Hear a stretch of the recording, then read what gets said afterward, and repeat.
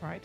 We move away from South Africa to Uganda, where parents of students missing after an attack on a school in western Uganda are flocking to the local police station to submit DNA samples that could identify their children among the 42 bodies that have been recovered.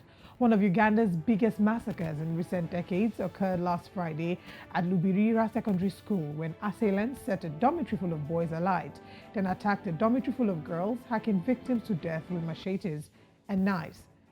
Now, 6 students were also abducted by the attackers, who the authorities say were fighters from an Islamic State affiliated group based across the border in Eastern Democratic Republic of Congo. Regional Police Commander Tai Ramadan said many of the dead bodies were charred beyond recognition, forcing investigators to use DNA samples from relatives to try to identify them.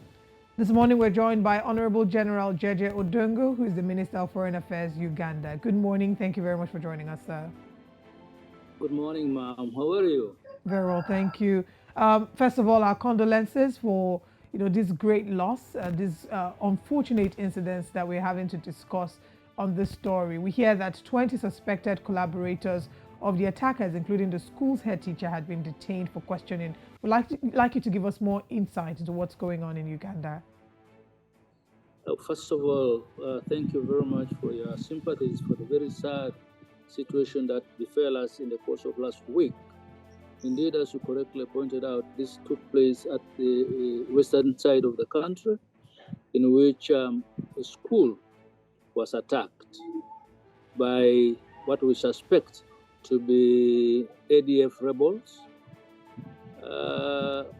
Obviously, it is very sad that in Africa we continue to experience these very sad incidents in which innocent people are targeted for political purposes.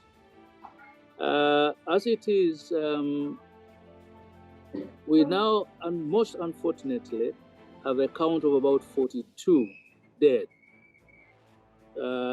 We remember initially the 17 girls, then the boys who were burnt, 17 boys, the girls who were killed, and then 2 individuals and the guard who was also killed. So we have about 42 now counted dead. What is happening is that by last evening, a military spokesperson did indicate that among those who had been taken captive, 3 had reported back.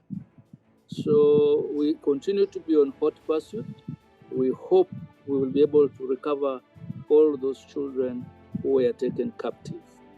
Back home, of course, as we did indicate, samples had been submitted for DNA testing, and we continue to do that in order to be able to identify particularly the children who were burnt. The girls who had been killed, obviously, were easy to identify, and they have already been buried. So that is the sad situation we are suffering from. All right, I want to talk about now the reaction of the Ugandan government to this. Beyond, of course, burial ceremonies and the likes. What would the reaction be to investigating properly who committed this very, very gruesome act, and making them pay for it? Is it confirmed that it is the ADF, and what will Uganda be doing about this ADF problem? First of all, as you've correctly indicated, it is suspected to be ADF. Investigations will be able to identify for sure who was responsible. You must be also aware of the fact that the Ugandan forces, together with the DRC forces, have been involved in operations against the ADF in eastern DRC. We begin to think, if indeed this was an attack by the ADF, it is intended to divert us out of the operations going on in eastern DRC. We will not be tempted to divert the pressure that we are putting on them in eastern DRC. We will certainly be able to have additional forces to be able to follow up this new group, but the pressure on ADF will continue in eastern DRC.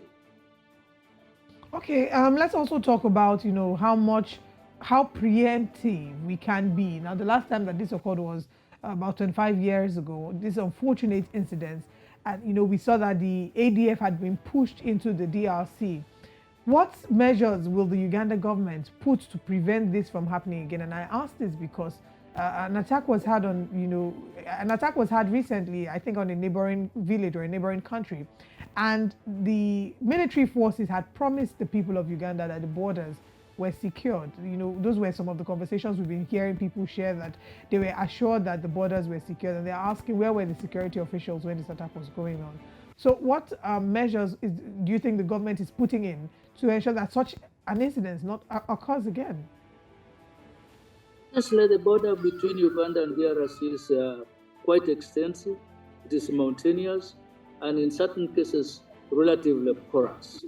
So what we are now trying to do is that, one, we will increase the presence of the military, okay, but we will also engage the local population in order to develop their capacity to be able to monitor any movements within their villages, within this particular part of the country, so that the efforts to ensure security of this region will be both the military as well as the local population, and if need be, we will be able to identify specific vigilante groups to assist in this effort. All right. Thank you very much for your time with us this morning. We certainly look forward to seeing that something is done to be able to combat this, but no measure will be able to make up for the loss. So once again, our thoughts and our prayers and our condolences are with the people of Uganda. Thank you for your time with us. Thank you very much, ma'am.